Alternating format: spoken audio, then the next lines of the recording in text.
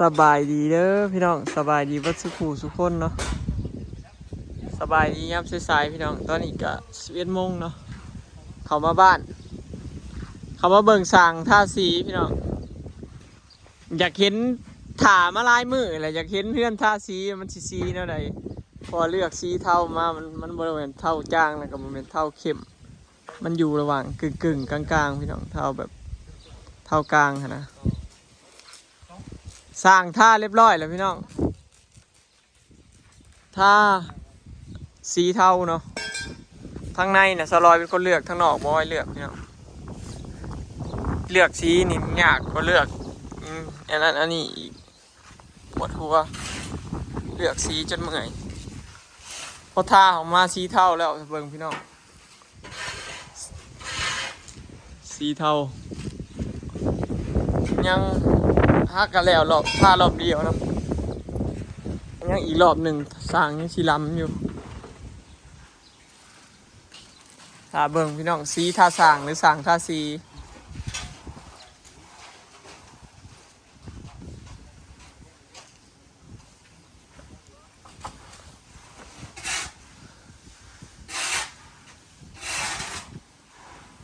สีเก่านะเป็นสีขาวพี่น้องสีขาวคิมนี่สีใหม่เนาะยังสีมีบอยเหลืองมานะมีสีตัดแอลนะแอลมันนะสีเป็นเทาเข้มเทาดำๆนะพี่น้องอันนี้สีจางลงมาหน่อยนึงเนาะแล้วบัวมันกับทาสีขาวกระจกก็เอากระจกมืดขอบสีคือกันกับทางหน้าตะกี้ว่าสีเอาขอบดำเอาไว้มาขอบดำแต่ว่ามันให้มันคือกับทางหน้านะเลยได้สีนี่คือกัน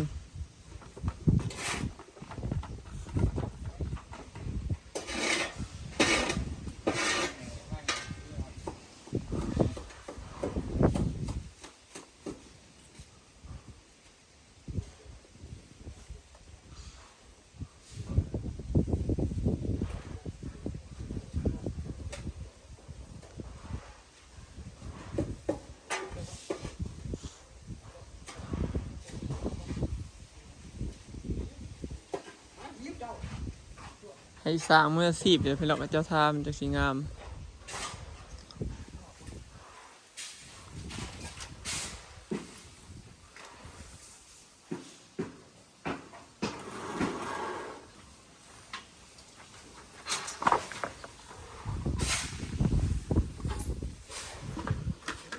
สีเทานี่คือขนาดเนาะนี่คือปูนนี่คือสีปูนหักกระสาบแล้วนะ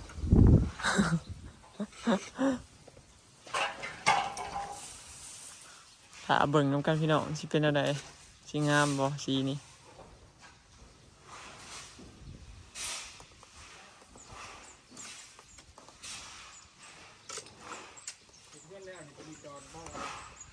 อลินดอนใส่ทางบ้านจุ๊บเจ้าบ่ส่วนนั่นตี้ไม่ส่วนกับไปเนาะ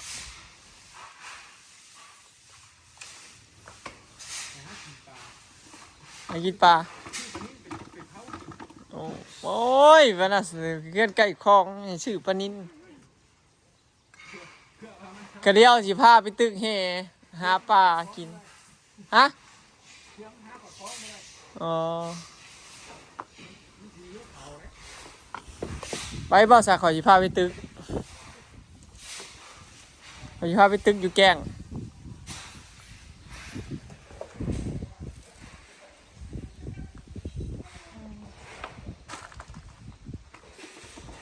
เบิ่งนะพี่น้องทั้งในนี่สลอยเลือกเเป็นสีครี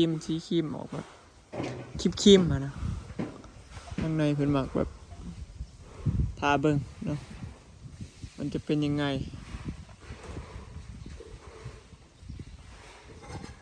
บ่ได้มีสีย่อยสตาร์ตี้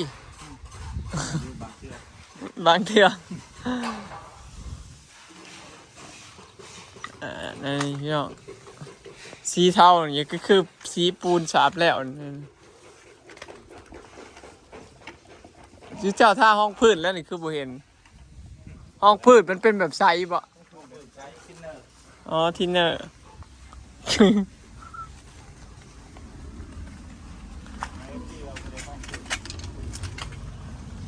มาเบิ่งสร้างเท้าพี่น้องเก็บซอกเก็บมุมละหมับเก็บแบบซอกเก็บมุมเก็บอิหยังที่เป็นหู้น่ะนะละหมักจกแถวหู้แถวหี่อิหยังประมาณนั้นมักยุมักแง่ทั้ง มักแง่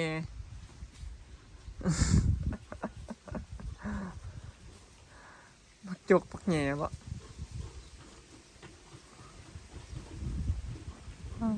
จงไว้เรียบมันยังอักอยู่โอ้ย อัดแล้วนะแอร์มันสิออก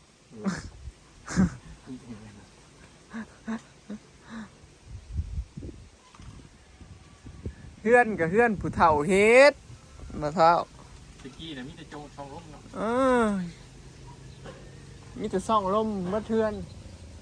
ทุกมือนี่อักไปเมื่อ บ้านนี้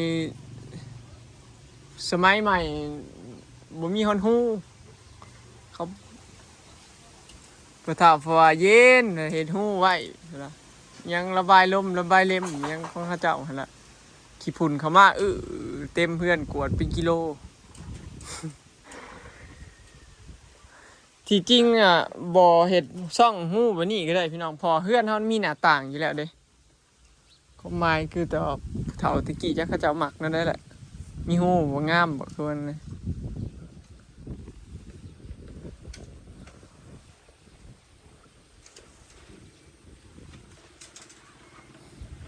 สีเทามื้อนี้เริ่มเนาะทาสีแล้วพี่น้องก็อยากเห็นสีนี่แหละแต่เฮิงอันนี้มันสิออกมาได้พอเลือกมามันเห็นอยู่ในรูปเนาะมันเห็นอยู่ในโทรศัพท์มันบ่ได้เห็นในตัวจริงอะก็เลยเลือกมาถือเอาสีความเข้มของสีถ้าเบิ่งบัดแล้วเนาะถ้า2 รอบจักรอบสร้าง2บ่ ต้องหรอก 2 รอบ สีช่องทางคือพอหรือบ่ พอซื้อเติม งานยอดตัดสนต่อ ส่วนหลายขอบ่ค่อยว่าพ่อดอกจุเจ้ามีแต่เฮ็ดให้มันเหลือ นี่จังเลย นี่มันไปทาต่อบ่ได้เจ้าบ่เห็นให้มันเหลือดอกอิหยังที่ว่าเฮ็ดต่อได้เจ้าสิสั่งมาให้มันเหลือ จังเลยล้างไว้ อันนี้คือห้องเนาะที่สิขันให้อีแม่พี่น้องสร้างมันกำลังก่อแล้วก็สิเอาปูนมาเทเนาะแล้วก็สิสาบทาสีพี่น้องนี่แหละเนาะห้องนอนอีแม่เด้อพี่น้องตัวนี้ว่าอยากเฮ็ดห้องให้เราแต่เฮิงเหรอเรามีห้องนอนส่วนตัวของเราแบบว่าให้เรามีห้องนอนส่วนตัวแล้วก็ไว้เครื่องไว้คล้องไว้นั่นไว้นี่ของเรานะก็เลยกระเทินสร้างเข้ามาก็เลยให้เพิ่นเฮ็ดให้เลยจ้ะเราสิได้มีห้องนอนส่วนตัวอันนี้คือประตูที่เราไปเลือกพี่น้องบ้านประตูเนาะ4,200ประตูเขาเอิ้น PUVC อหยังนี่แหละประตู PUVC อหยัง UPVC UPVC ตัวประมาณนั้นน่ะ UPVC บ่เค็ดแขวเลยบัด แจกวาง งามบ่พี่น้องที่จริงมันมีสีนี่แต่ว่ามันมีอีกลายตัดนะงามเนาะแต่อันนี้มันลายเรียบเนี่ยเพดานนี่ก็ให้เจ้าเฮ็ดให้ใหม่เบิดเดี๋ยวถาเบิ่งพี่น้องห้องอีเมสร้างเสียปูนทาเทคานไว้อันนี้4,200นี่รวมทั้งบานมันเลยพี่น้องทั้งมันมีทั้งกุญแจล็อกทั้งมีบานแล้วก็มีประตูมีแนวจับเนาะมีครบหมดเลยก็เลยเอาแบบนี้งามเลยแบบ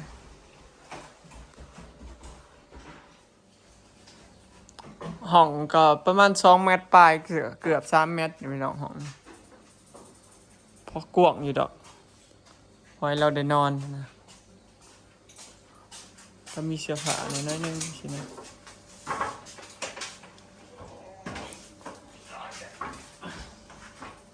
ตีคานไว้เลยครับ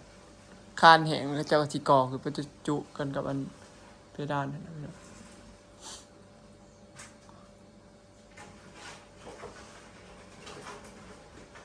สร้างเพิ่นก็อันนั้นแล้วนะพี่น้องเครื่องเฮือนให้มันทำมาแล้วนะ ก็เลยได้เข้ามาเห็นอยู่พี่อันแล้วครับงานลายโพดสาพุ่นสาพี่บ่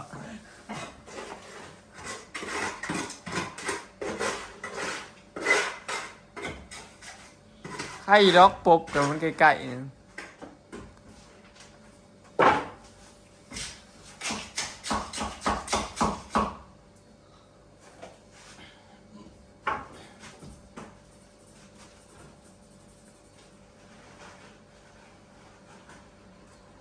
เจ้าแยกกันเห็นพี่น้องถ้าเป็นทานสีน้ำกันเบิดเลยนั่นกันแล้วว่าอยู่ดอกอันนี้ก็คือสีเฮิงอยู่เพราะว่าเขาเจ้าแยกกันเห็ด2 คนก็แยกมาเห็ดอันห้องทางพุ่นก็ทาสีเนาะมื้อนี้สร้างแปรก็บ่ได้มาคือเก่าขาดผู้หนึงอีกบ่แม่น4-5 มื้อแล้วบ่ 4 มื้อแล้วเนาะสร้างแปรบ่ได้มา เกลือแล้วก็ ตอนหับร้านเคยร้านสาวเพิ่นเอาผัวบ่หับร้านเคยหลายมื้อโพดเนาะใจเบิดแฮงเขาน้ำเกลือแล้วเนี่ย เราค่างานแต่งร้านเราพี่น้องเลยบ่ได้มายามนี้มันก็เป็นยามมันมื้อยามดีเด้เดือนคู่งานแต่งงานดองงานนั่นงานนี้เนาะอันนี้ไปทางในพี่น้อง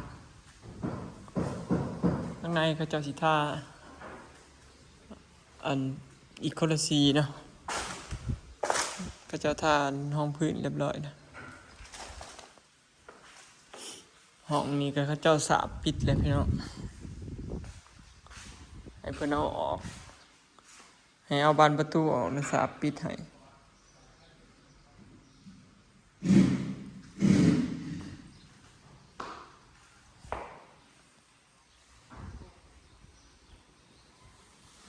สาบปิดเลยตัวนี้สิมาเจาะอีพี่น้องประตู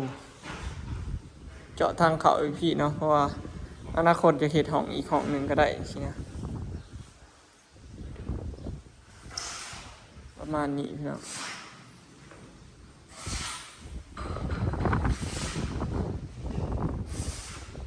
แต่ว่าห้องนี้ก็ปิดแล้วบ่ได้ใส่กระจกบ่ได้ใส่ประตูซ้ำตัวนี้ก็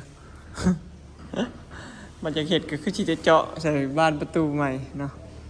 แต่เอาไว้อนาคตซะเพราะว่าบางเทื่อเฮายกพื้นยกหยังจังซี่นะตอนนี้พอบ่ได้ยกก็เลยเอาไว้ซะอนาคตเฮาบ่ฮู้เนาะพี่น้องว่าบางทีเฮาบ่อยากเห็นห้องอยู่นี่เฮาไปเฮ็ดห้องอยู่นอกก็ได้จังซี่นะคันเฮาเฮ็ดไปเฮ็ดเผื่อไว้หลายๆก็มันก็บ่มีไว้อยู่ว่าง่ายใช่พี่น้องเทื่อสิออกอยู่หน้านี่เนาะก็เลยบ่ฟ้าวเฮ็ดขอเฮ็ดไปยามอยากอยู่ยังเฮ็ดจังซี่นะเพราะเฮ็ดเทือนมันบ่แล้วบาดเดียวแล้วยามอยากอยู่ยังสิเฮ็ดเนาะทาสีเนาะเดี๋ยวถ้าเบิ่งมาทาแล้วพี่น้องสร้างกำลังทาสี3 คนทาสี2 คนแม่สร้างร้านก็สร้างเท้าพอสร้างเขาขาดคนหนึ่งผู้สมปูนกับสร้างดาวเพราะว่าปกตินะอันสร้างแปรได้เนาะสมเนาะสร้างแปรผมมาสร้างเท้าสร้างดาวก็เลยได้อันทำหน้าที่แทนสมเองชาเองบ้าน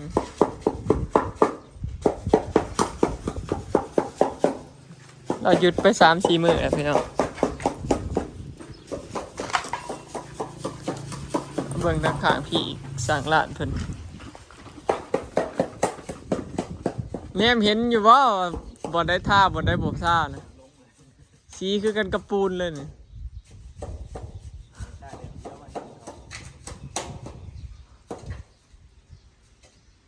คอยว่าท่านี่บ่ยากขอบัดเก็บสีน่ะยากบัดเก็บขอบเก็บมุมนี่ขอยากเขาว่า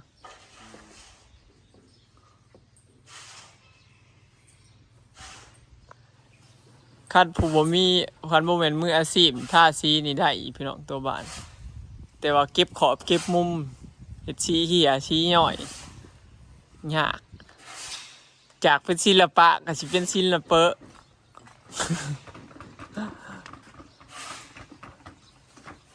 หรือว่าคือ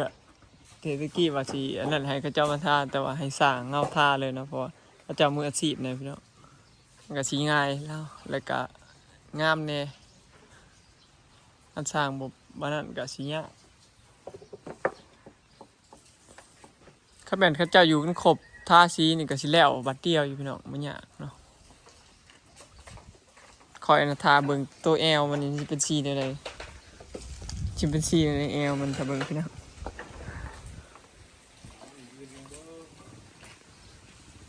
คอยคิดว่าสีห้องพื้นนี่มันสิเป็นสีขาวบ่แม่นพี่น้องสีใสเทนเนอร์แต่ใสก็คือบ่ได้ทานี่เนาะ สีขาวสีขาว อ๋อ ก็ดีสีขาว อ๋อมันสิยึดก็ดีกว่าสีขาวมันเลยจะคือบริษัทเนาะ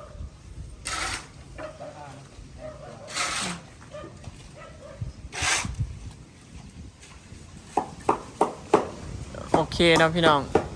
คือยังเฮิงอยู่ดอกเปิดสิแล้วเนาะคลิปนี้ก็สิขอเก็บภาพไว้จำดีเด้อพี่น้องเนาะฝากเบิ่งคลิปฝากเป็นกำลังใจในเด้อเนาะไปแล้วสบายดีพบกันคลิปหน้าพี่น้อง